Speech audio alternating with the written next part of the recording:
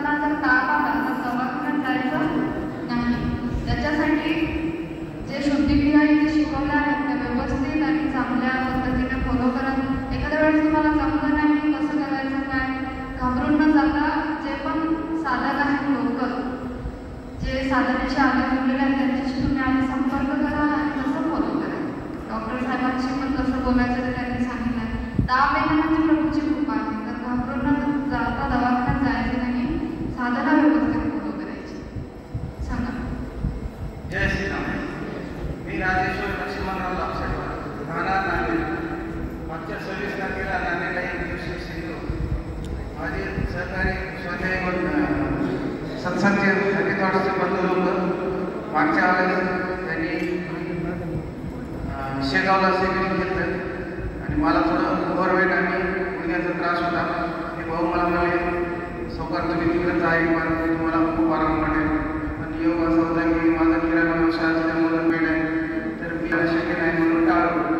पण योगामध्ये नांदेडला एक दिवस असल्यामुळं आमचे बंधू म्हणाले की सावकार तुम्ही एक दिवस कसे करा तिथे जाऊन बघा तुम्हाला फार वेळ अनुभव येईल।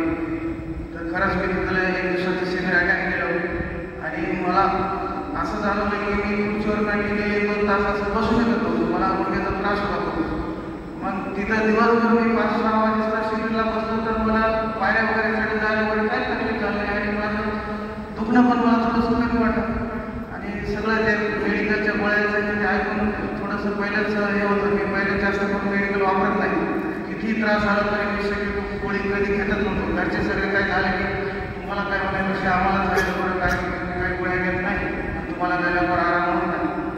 मग ते गोळ्याचं माहीत असल्यामुळे ते मला वाटतं त्याच्यामध्ये काय करायला लातूरच्या शिबिराची तारीख माहीत होती आणि मला एक दिवसाच्या त्या परिणामानं मी डायट मला तसं जमा तसं 100% तर काय मला शक्य झालं नाही, पण शक्यतो मी प्रयत्न केलो की त्या दिवशीपासून मी डायट फॉलो केलो। फोन दो थोड़ा पर लाइट आवे तुम्हारा आणि जे कोणी असं 4 दिवसामध्ये मला भेटलेले लोक नंतर भेटले म्हणाले की क्या करायला तू बहुत फिटलं नाही, माझं पोट असं होतं चांगलं उभार। मग त्यापासून इथं आलं तरी माझं 2 किलो वेट कमी झालं आणि माझा एक थोडासा अनुभव सांगतो की इतरांना माहिती होण्यासाठी। ज्यावेळेस मी हे बस्ती वगैरे खाऊ लागलो त्यावेळेस मला 2-3 दिवसाच्या बाद खूप संडास लागली, एवढी संडास लागली की कंट्रोल व्हायला 15-16 वेळेस विकनेस आला आणि ठरवलं होतं की गोळी घ्यायची नाही। आता घरचे सर्व परेशान झाले काय तुम्ही असं जिद पकडायचं। मुलगी म्हणली पप्पा तुम्ही तुमचं डोकं लावू नका, तुम्ही गोळ्या आलेल्या गोळी घ्या आणि तुमची बरी आराम करा, नाही तर तुम्ही जर विकनेस न पडल्यास घरात राहावी तुम्हाला कसं नाही होता। मग मी म्हणलो मग ठीक आहे आता 1-2 वर्ष बघतो आता याच्यावर तर काय झालं मग शेवटी तुमचं आहे। पण योगाला बघायला असं झालं की ते 1-2च्या बादमध्ये कमी झालं।